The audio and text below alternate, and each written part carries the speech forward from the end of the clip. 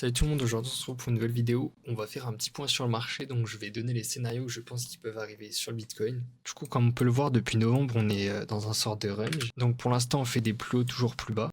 Donc on est dans une tendance baissière. On peut voir qu'il y a 2-3 jours, on est allé chercher parfaitement la FVG Daily, c'est très positif. Surtout vu la taille du rebond qu'on a eu par la suite. J'avais une petite alarme d'ailleurs à cet endroit-là. Malheureusement, j'avais pas l'ordre de placer, c'est dommage parce que ça faisait une entrée incroyable. Donc si on regarde actuellement, on est dans une zone de short, comme on peut voir, on est toujours dans la FVG en H12 qui est maintenue. Vu qu'on est dans une tendance baissière, le scénario le plus probable, c'est tout simplement de faire encore un nouveau plus bas, toujours plus bas. Alors, généralement, le plus probable, c'est de continuer la tendance plutôt que de l'inverser. Donc le premier scénario, c'est tout simplement de continuer la tendance baissière. Alors si ça peut vous rassurer, ce qu'on a fait, ça a quand même vachement une tête de bottom, mais il faut pas s'enjailler trop vite parce que à tout moment, on continue la tendance baissière et on repart à la cave.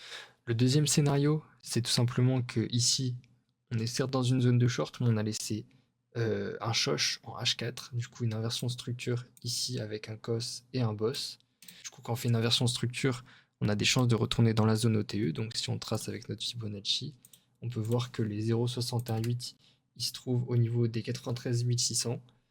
Donc un scénario qui est possible, c'est que ici on reviendrait du coup en ABC dans la zone OTE, ou peut-être un petit peu plus haut, histoire de la front run et de pas laisser les longues s'installer. Et ensuite, on partirait faire un nouveau plus haut. Et ensuite, on casserait tout à la hausse. Ici, ça nous permettrait de rentrer et en même temps de faire un petit peu peur aux gens en pensant qu'on va faire un nouveau plus bas, puisqu'on se ferait rejeter dans la zone ETE du dernier cos en daily. Donc c'est aussi un scénario qui est possible. Et enfin, dernier scénario qui serait plutôt cool, c'est que comme vous pouvez le voir, on a laissé sur la plupart des exchanges cette grosse FVG daily qui a été touchée sur quelques exchanges mais qui n'a pas été touchée sur certains. Ça serait tout simplement d'accumuler ici des liquidités. Donc les gens shorteraient avec leur SL ici ou même ici. Du coup, on ferait une accumulation ici, manipulation, extension. Ici, les gens crieraient tous à la TH, on va y retourner, etc.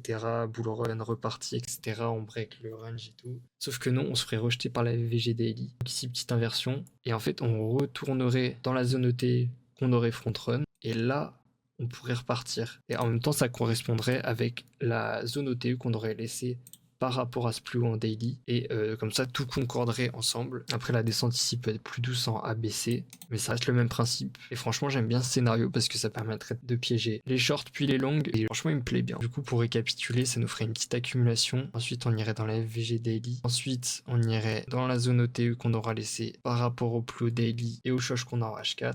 Et ensuite, on pourrait tout simplement repartir sur la lune, tout simplement. Donc voilà, c'est tout pour cette vidéo. Merci de l'avoir suivi. J'espère que vous aura plu.